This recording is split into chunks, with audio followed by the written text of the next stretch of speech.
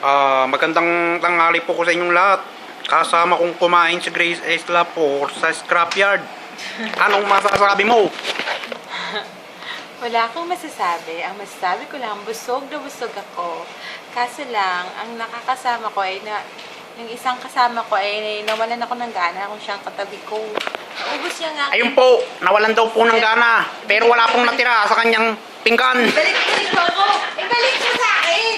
Nasabihin ko kasi, nagtanong ako kung may corkage.